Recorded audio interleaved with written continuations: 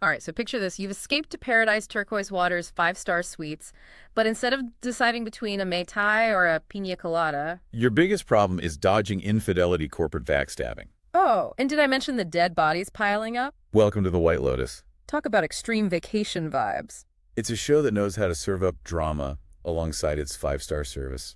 Definitely escapism with a side of, well, murder mystery. And for us, it's a perfect case study. Right, because today we're diving deep into luxury branding. Using the White Lotus as our very glamorous, very dysfunctional lens. Exactly. So you've already seen the research on what makes luxury tick. Now we get to see how those concepts play out in a world of sun-soaked privilege. So think of it like this. We're going to unpack the White Lotus as a brand itself. Its image, the target audience, the strategies it uses to create that aura of exclusivity. With, mixed results, to say the least. To put it mildly. But ultimately, we want to see what the show reveals about both the successes and the more frequent spectacular failures of the luxury game. Because, let's be real, the White Lotus is all about the downfall. It definitely leans into the darker side of paradise. So let's start with the basics. What exactly is the White Lotus selling? On the surface, they're offering an experience unparalleled luxury in these breathtaking exotic locations. Think over-the-top amenities, personalized attention. The kind where they remember your dog walker's birthday. Exactly, and an overall atmosphere of just pure pampering. Oh, at least that's the promise. The marketing versus the reality. Right, always a gap there, especially in the White Lotus. And it all ties back to what we know about real-world luxury branding. Absolutely. Your sources highlight things like quality and exclusivity as those core pillars. Like Endeavor Marketing, they really stress that point.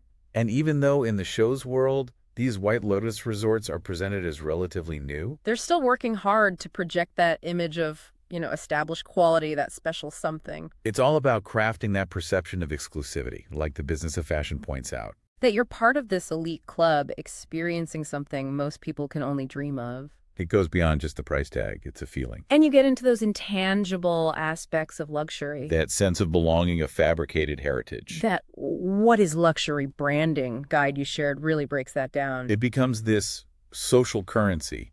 Staying at the White Lotus signals something about you. Your status, your tastes, your willingness to put up with some pretty eccentric staff. That's definitely part of the package deal. Which brings us to an interesting point, those recurring locations.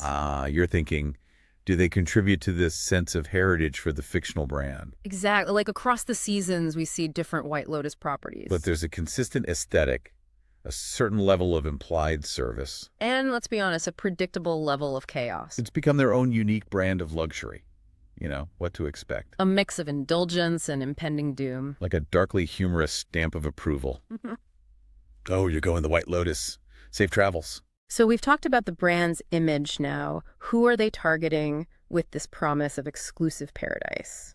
The guests in the show give us a pretty clear picture. Ultra wealthy, often with a hefty dose of entitlement. Seeking escape, but also bringing their baggage. And often that baggage is literally designer luggage. Right. It all connects back to Endeavor Marketing's description of that real-world luxury consumer. Those discerning customers who want quality and unique experiences. They're not looking for budget-friendly. They want something that reflects their status.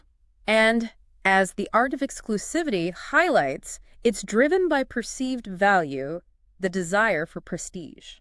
These aren't always rational purchases. It's emotional. It's about identity. And this is where I think Jeffrey Shaw's perspective comes in, that whole idea of exclusivity as a marketing term, feeling a bit outdated. Because the White Lotus kind of flips that concept on its head. How so? Well, it showcases this extreme wealth and privilege, but often in a way that's unappealing. Even alienating to those outside that bubble. It's like they're asking, is this really the kind of exclusivity you aspire to? You know, that tension between mass marketization of luxury and the desire for a truly singular experience. That Science Direct article really dug into that.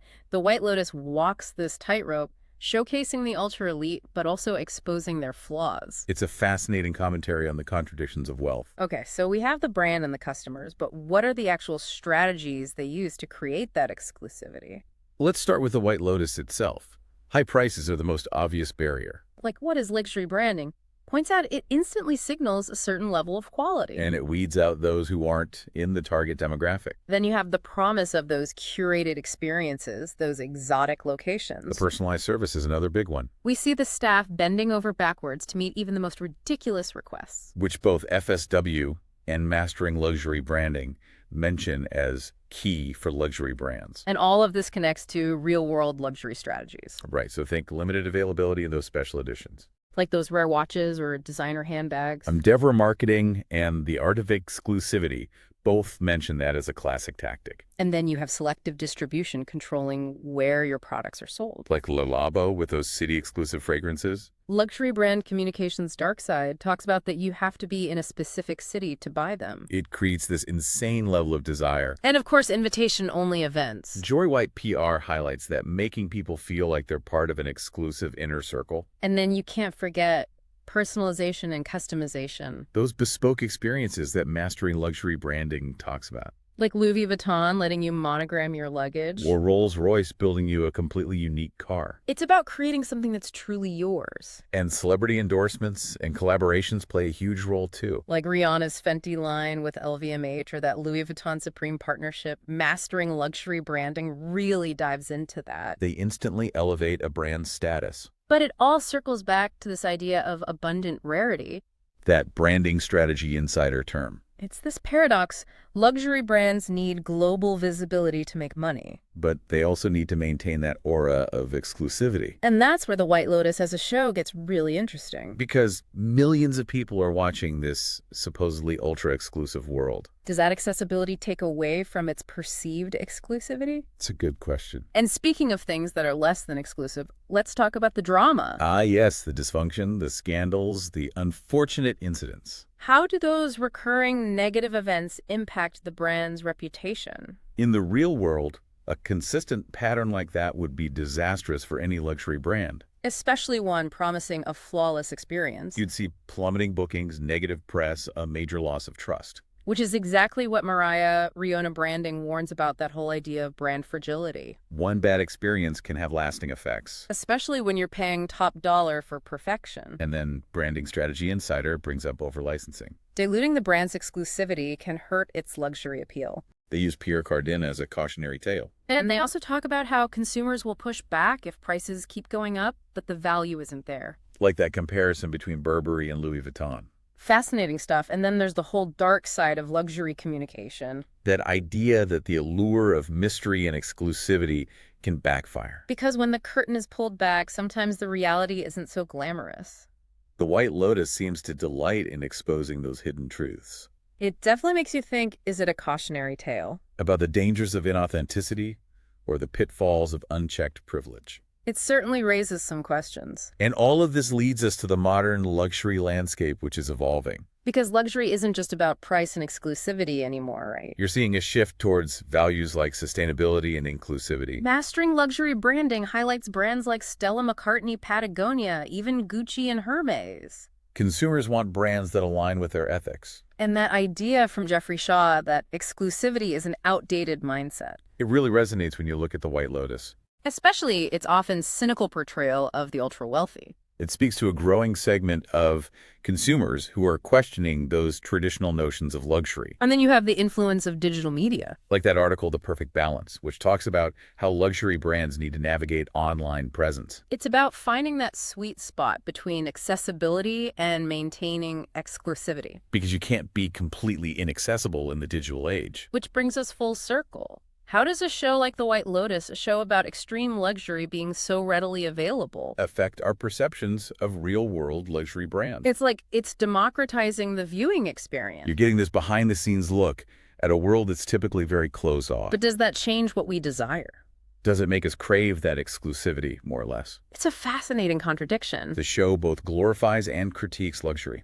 So as we wrap up our deep dive into The White Lotus, it's clear that while fictional and heightened, it provides this really insightful look at luxury branding. Those strategies, the pitfalls, the ever-changing desires of consumers. That human desire for prestige, for experiences, for belonging, those are powerful motivators. But as we've seen, maintaining a brand's allure goes beyond just price tags and velvet ropes. Authenticity, evolving values, and a carefully managed reputation are key. Especially in today's world. And it leaves you with this to ponder in a world grappling with social inequalities. Does that traditional model of ultra-exclusive luxury still hold the same power? Are we moving towards a new understanding of value and desirability? Think about why the White Lotus is so captivating. Is it aspirational or is it a cautionary tale? Or maybe it's a bit of both. It's something to think about long after you finish the season. Because the allure of luxury and its consequences, those are very real. Even when the setting is pure fiction. Definitely food for thought. Until next time, enjoy your own brand of paradise, hopefully with fewer casualties. And remember those life lessons from the White Lotus. They might just save you from ending up on next season's guest list. On that note, let's wrap it up. See you next time. Safe travels, everyone.